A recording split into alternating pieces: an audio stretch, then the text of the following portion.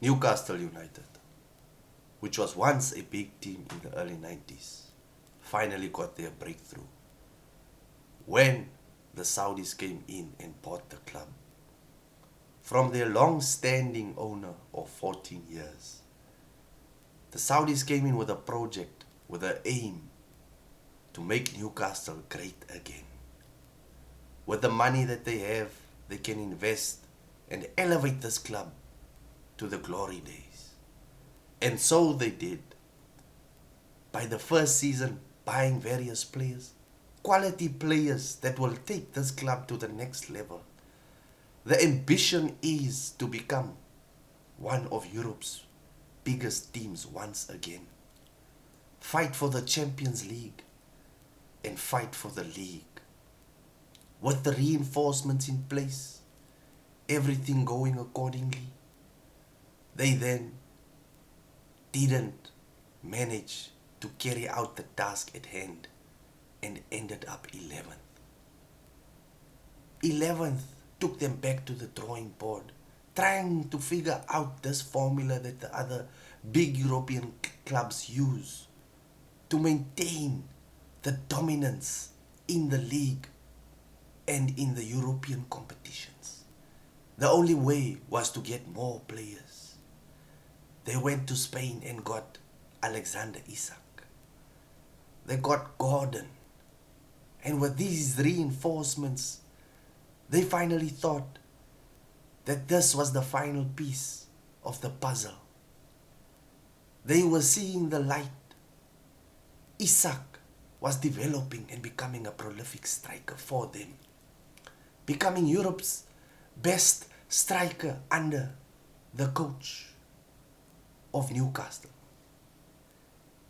And as they thought it materialized, Newcastle ended up fourth, managing to qualify for the Champions League, managing to rub shoulders with Europe's top elite clubs.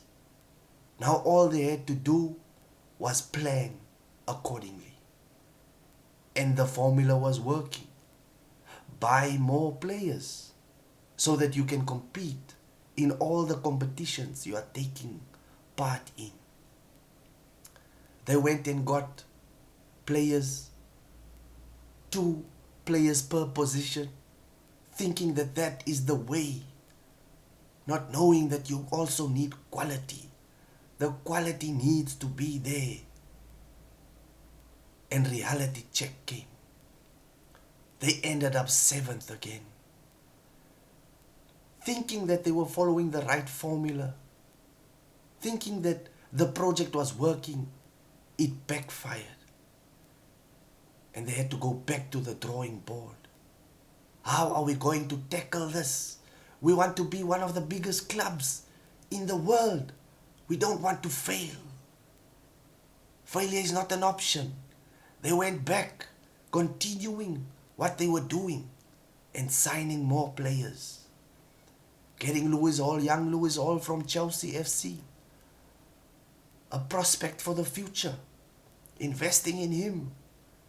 Getting him in the team. And fighting for that elusive top 4 spot once again. The season came and the season has gone. They managed to reach their target, qualifying once again for the Champions League and ending a 70-year trophy drought by beating Liverpool in the Carabao Cup final. Alexander Isak delivering the trophy to Newcastle, becoming their most important player. Once again, they went to the transfer market, trying to get more players to join them. They see the project is working. Investments are paying off. They can become one of the top teams in Europe and in the Premier League. But players did not believe. Players did not see the project. Various transfer targets decided to join rival teams and Newcastle did not know what to do. They then went and bought players that are not of the quality you need to win the big competitions. But knowing in the back of their head, they still had their striker, Alexander Isak. The guy that averages 20 goals per season, Mr. Reliable, they still had him. But then ultimate disaster struck. Liverpool came knocking, came whispering in Isak's ear, presenting him with a project after they just won the league. And he turned his head, put in a request that he doesn't want to be part of Newcastle anymore. He wants to join Liverpool. Now we see Newcastle is crumbling. They have to scramble for other strikers now just to keep their project alive of competing with Europe's best. What is going to happen further in this transfer window? Will Newcastle United manage to get the players that they want? Stay tuned as we follow the transfers. Like and subscribe. Thank you.